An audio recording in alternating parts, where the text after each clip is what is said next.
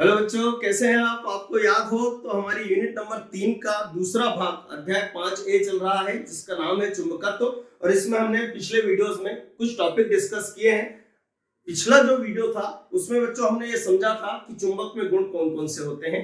आज हम अगला टॉपिक लेकर चल रहे हैं और वो ये है, हम देखने जा रहे हैं बच्चों की जो चुंबक है उसके ध्रुव। हमने पढ़ा था पिछले वीडियो में कि चुंबक के 2 ध्रुव होते हैं, तो हम ये समझने जा रहे हैं कि चुंबक के ध्रुव होते क्या है, मतलब चुंबकीय ध्रुव क्या होते हैं। ध्यानपूर्वक समझिएगा बच्चों। देखें, ये चुंबक है, ध्यानपूर्वक समझिएगा, ये चुंबक है,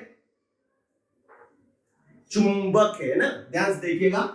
इसमें इसके सिरों के निकट ये 2 बिंदु है बच्चों, ध्यान से देखिएगा। इसके सिरों के निकट ये 2 बिंदु है।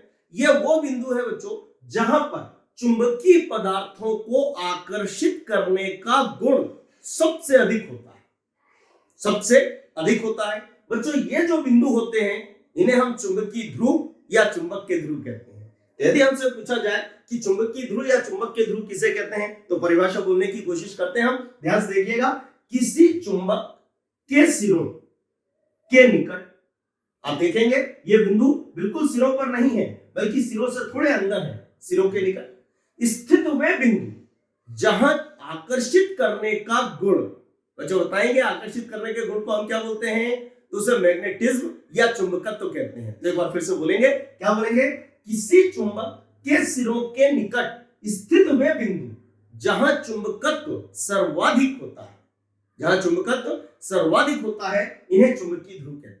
और बच्चों किसी चुंबक के 2 ध्रुव या 2 चुंबकीय ध्रुव होते हैं। नंबर 1 होता है जिसको हम बोलते हैं उत्तरी ध्रुव, उत्तरी ध्रुव। बच्चों इसका एक और नाम है, इसे हम एन ध्रुव भी बोलते हैं। एन ध्रुव क्यों बोलते हैं? आप जानते हैं कि उत्तरी को नॉर्थ बोलते हैं, नॉर्थ का पहला अक्षर क्या होता है? एन, इसलिए उस ध्रुव को हम क्या बोलते हैं? एन ध्रुव। और नंबर 2 इसका ध्रुव होता है बच्चों जिसको हम बोलते हैं दक्षिणी ध्रुव। क्या बोलते हैं? दक्षिणी ध्रुव। और दक्षिण को साउथ बोलते हैं, तो साउथ का पहला अक्षर क्या होता है? एस, इसलिए इस ध्रुव को हम क्या भी बोलते हैं? एस ध्रुव। और इस तरीके से चुंबक के कितने ध्रुव होते हैं? 2। ठीक है बच्चों, आज इस वीडियो में हम इतना ही रखते हैं। अगला टॉपिक अगले वीडियो में डिस्कस करेंगे।